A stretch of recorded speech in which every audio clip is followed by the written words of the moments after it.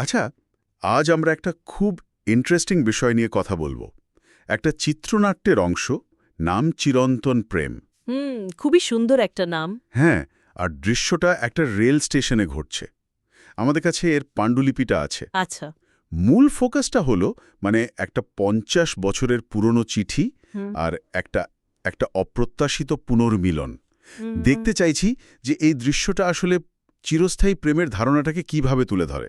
ঠিক ৫০ বছর, অনেক লম্বা সময়। দৃশ্যটা শুরুও হচ্ছে খুব খুব আবেগঘন একটা ছবি দিয়ে, তাই না? একদম। স্টেশনের বেঞ্চে একজন বৃদ্ধ মানুষ বসে আছেন, হাতে একটা বেশ পুরনো ভাঁজ পড়া চিঠি। আর চোখে জল, এই ছবিটাই তো অনেক কথা বলে দেয়।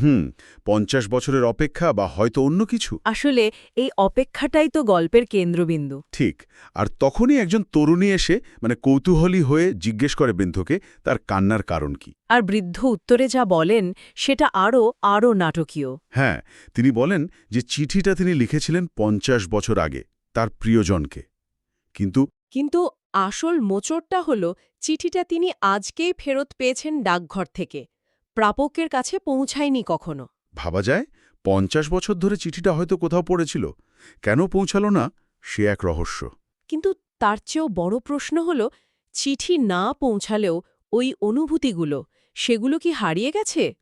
এখানে ব্যাপারটা খুব খুব অন্যরকম হয়ে যায়। বৃদ্ধ যখন চিঠির একটা অংশ পড়েন, কি যেন লাইনটা ছিল? ওই যে, আমি জানি তুমি প্রতিদিন আসো, আমি পাশের বাড়ি জানালা থেকে এখনো দেখি তোমায়, ভালোবাসি। হ্যাঁ হ্যাঁ, এই লাইনটা। এটা শুনে মনে হয় প্রাপক হয়তো চিঠি পাননি, কিন্তু প্রেরকের এই আশাটা, এই রুটিনটা। সেটা হয়তো জানতেন বা অনুভব করতেন, একটা না বলা যোগাযোগ। ঠিক, কোনো কথার আদান প্রদান ছাড়াই একটা সংযোগ ছিল। একজন স্টেশনে আসেন, অন্যজন জানালা থেকে দেখেন, বছরের পর বছর।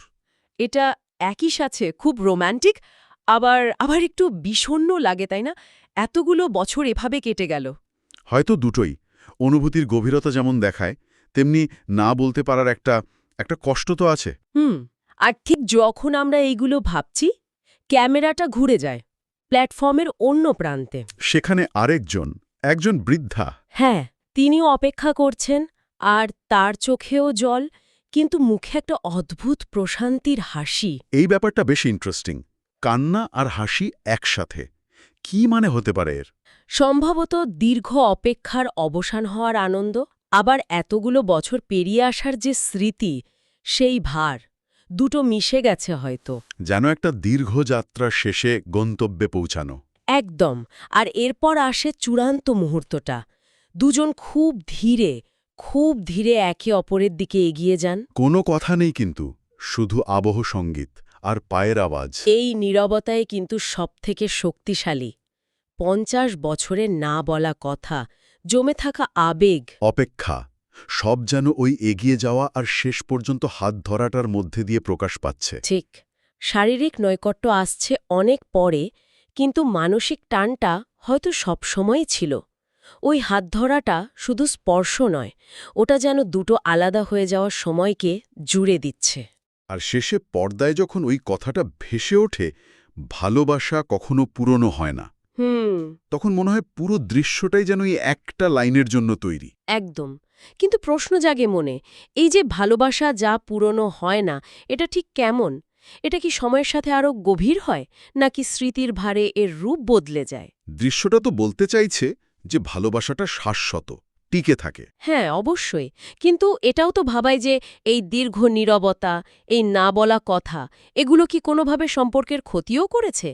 হয়তো চিঠিটা সময়ে পৌঁছালে জীবনটা অন্যরকম হতো। তা ঠিক, হয়তো অন্যরকম হতো।